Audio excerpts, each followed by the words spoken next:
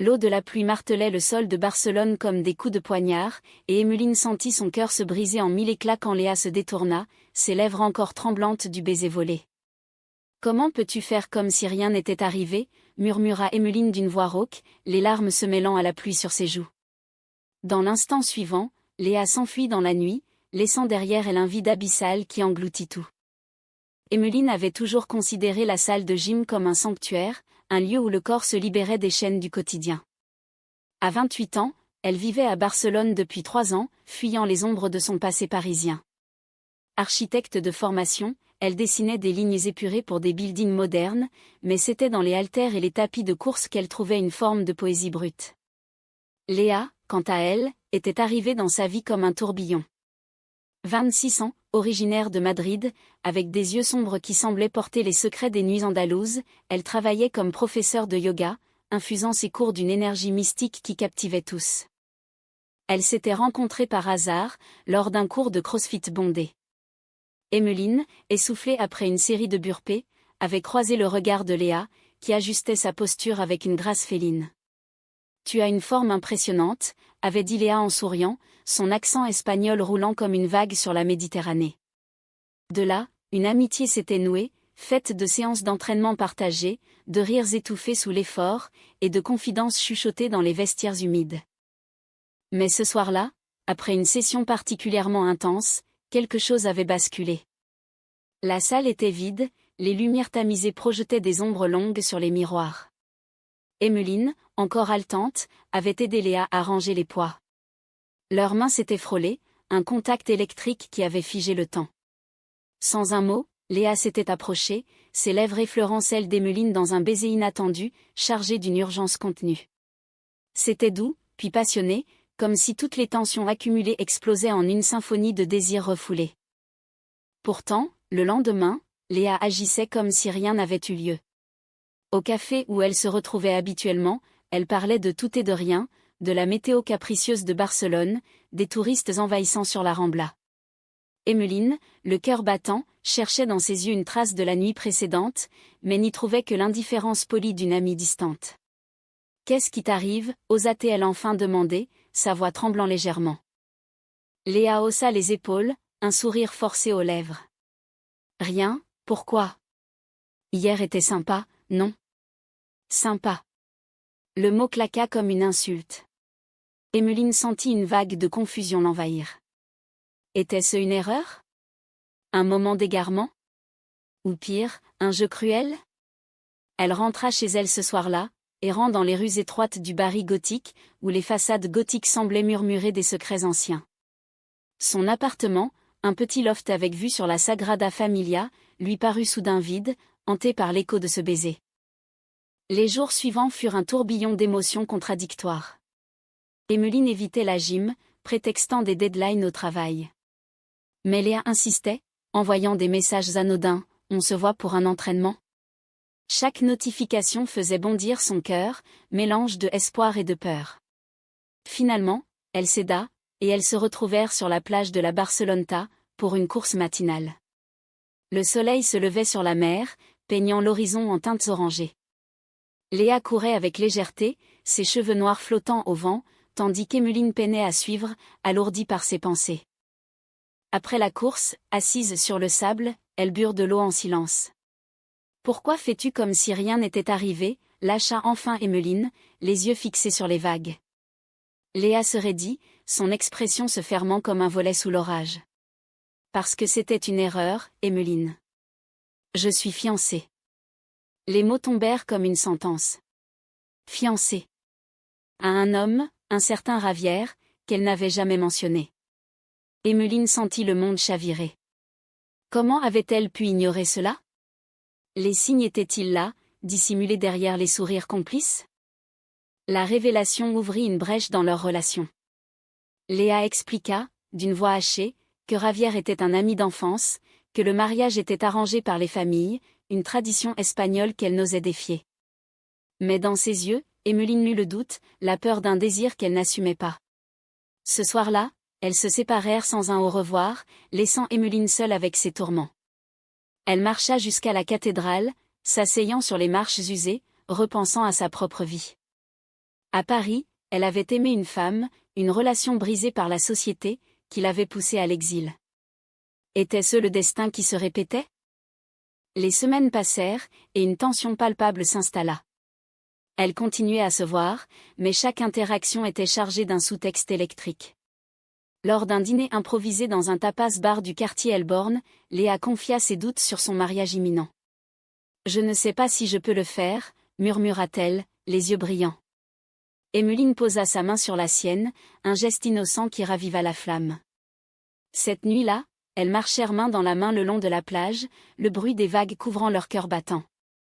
Le mariage de Léa approchait comme un nuage d'orage sur l'horizon méditerranéen. Emmeline, déchirée entre l'envie de fuir et le désir de rester, accepta l'invitation à la cérémonie, masquant sa douleur sous un sourire de façade. La veille, elles se retrouvèrent dans un café caché près de la Plaza Royale, où les palmiers bruissaient sous la brise. Léa, nerveuse, tripotait sa bague de fiançailles. « Je ne veux pas te perdre », avoua-t-elle soudain, sa voix un murmure fragile. Emmeline sentit une bouffée d'espoir l'envahir. « Alors, annule tout. Choisis-nous. » Mais Léa secoua la tête, les larmes aux yeux. « C'est plus compliqué. Ma famille. » La conversation s'enlisa dans des silences lourds, jusqu'à ce qu'elles rentrent ensemble, partageant un taxi silencieux. À l'arrivée, Léa embrassa Emmeline sur la joue, un geste qui lingera comme une promesse inachevée.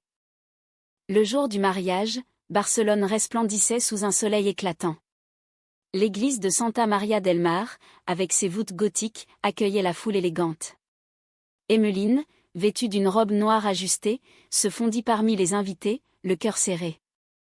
Léa apparut, radieuse dans sa robe blanche, mais ses yeux cherchèrent ceux d'Emmeline dans la nef, trahissant une détresse cachée. La cérémonie fut un supplice, les vœux échangés, le baiser scellé, chaque moment une lame dans le cœur d'Emmeline. Après la messe, lors de la réception dans un jardin andalou, Emmeline s'isola près d'une fontaine. Léa la rejoignit, prétextant une pause. « Je ne peux pas », murmura-t-elle, sa voix brisée. Elles s'embrassèrent alors, un baiser désespéré, caché par les ombres des oliviers.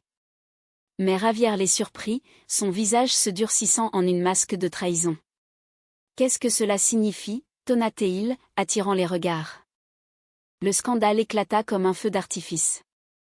La famille de Léa, outrée, accusa Emmeline d'être une intruse, une Française venue semer le chaos. Léa, paniquée, nia tout, affirmant que c'était un malentendu. « Elle est juste une amie », cria-t-elle, ces mots comme des poignards pour Emmeline. Blessée au plus profond, Emmeline quitta la réception en larmes, courant dans les rues de Barcelone jusqu'à épuisement. Les jours suivants furent un enfer. Léa tenta de la contacter, mais Emmeline ignora ses appels, se réfugiant dans son travail. Pourtant, une nuit, Léa frappa à sa porte, les yeux rougis.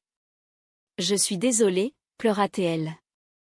Elles passèrent la nuit à parler, à pleurer, à s'aimer dans l'ombre de l'appartement. Léa avoua son amour, mais aussi sa peur, la pression familiale, la société espagnole conservatrice, son propre doute identitaire. Leur relation clandestine débuta ainsi, un mélange de passion et de secret. Elles se voyaient en cachette, dans des hôtels discrets ou des promenades nocturnes sur la colline de Montjuic. Chaque rencontre était un feu d'artifice d'émotions, les caresses tendres, les rires partagés, les confessions intimes. Emmeline raconta son passé parisien, une amour perdue qui l'avait marquée. Léa parla de son enfance madrilène, étouffée par les traditions. Mais le secret pesait lourd. Ravière, suspicieux, engagea un détective, et bientôt, des photos compromettantes circulèrent. La confrontation fut inévitable. Dans un café bondé, Ravière accusa Léa de trahison, menaçant de tout révéler à la famille. Léa, terrifiée, choisit de rompre avec Emmeline. « C'est fini », dit-elle froidement, les yeux évitant les siens. Emmeline, anéantie, sentit le monde s'effondrer. Seule, elle erra dans Barcelone, visitant la Casa Batlló, où les formes ondulantes de Gaudí lui rappelèrent la fluidité de l'amour. Elle songea à rentrer en France, mais quelque chose la retenait, l'espoir ténu d'un revirement. Léa, de son côté, luttait intérieurement, son mariage devenu une prison dorée. Une nuit, Elle quitta Ravière, emportant seulement une valise, et se réfugia chez une amie. Le climax survenait sous une pluie torrentielle, comme si le ciel pleurait leur destin. Emmeline, alertée par un message désespéré de Léa, courut jusqu'à la Plaça de Catalunya. Là, Léa l'attendait, trempée, les cheveux collés au visage. « Je l'ai quitté », annonça-t-elle, la voix tremblante. Elles s'embrassèrent sous l'averse, un baiser libérateur, mais la joie fut éphémère. La famille de Léa, informée, la renia, la traitant de traîtresse. Ravière, humiliée, répandit des rumeurs venimeuses, isolant Léa socialement. Emmeline, solidaire, l'accueillit chez elle, transformant son loft en havre d'amour.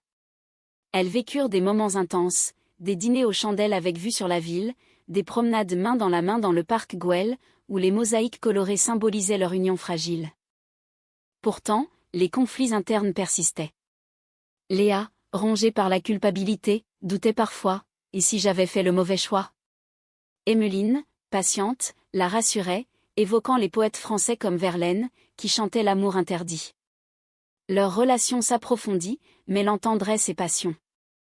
Lors d'un voyage à Sitges, une petite ville côtière, elles se promirent fidélité sur la plage au coucher du soleil.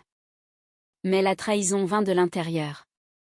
Une ancienne amante d'Emmeline, venue de Paris, ressurgit, semant le doute. Sophie, charismatique et persuasive, contacta Léa en secret, affirmant qu'Emmeline n'était pas fidèle.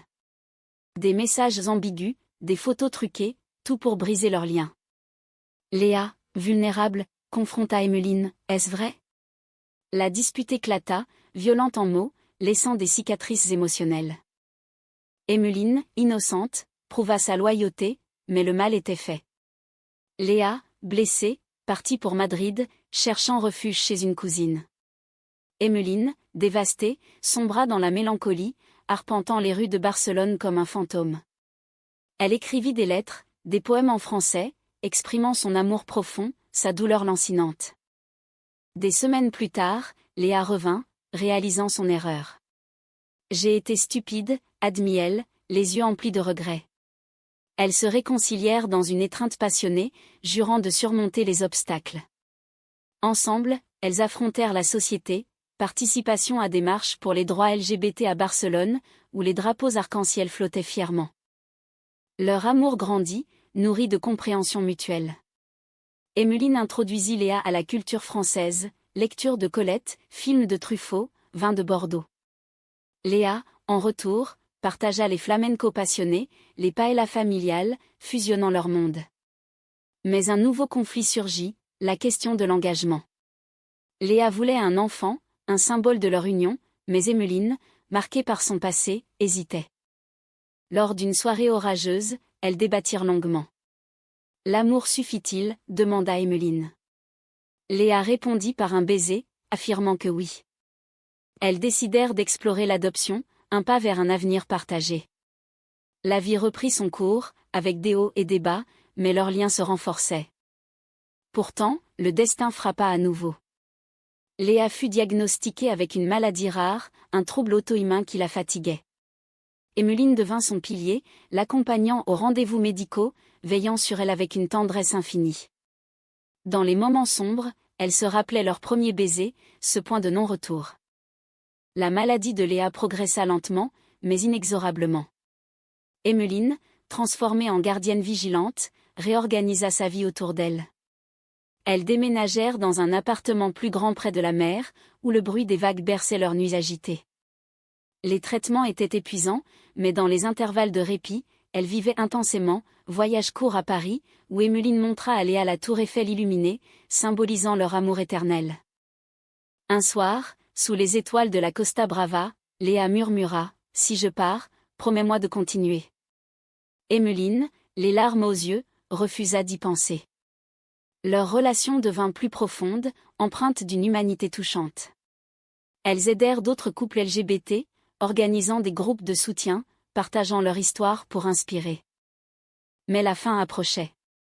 Lors d'une hospitalisation, Léa, affaiblie, confia à Emmeline, « Tu m'as donné la force d'être moi-même. » Emmeline, tenant sa main, répondit, « Et toi, tu m'as appris à aimer sans peur. » Léa s'éteignit paisiblement, laissant Emmeline dans un vide immense. Le deuil fut déchirant. Emmeline erra dans Barcelone, hantée par les souvenirs.